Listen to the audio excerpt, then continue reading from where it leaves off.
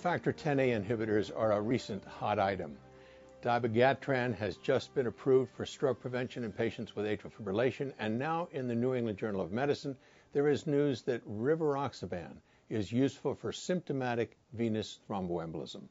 The report was actually about two studies done in parallel. In the first, rivaroxaban was compared to subcutaneous enoxaparin, followed by warfarin or dicumarol.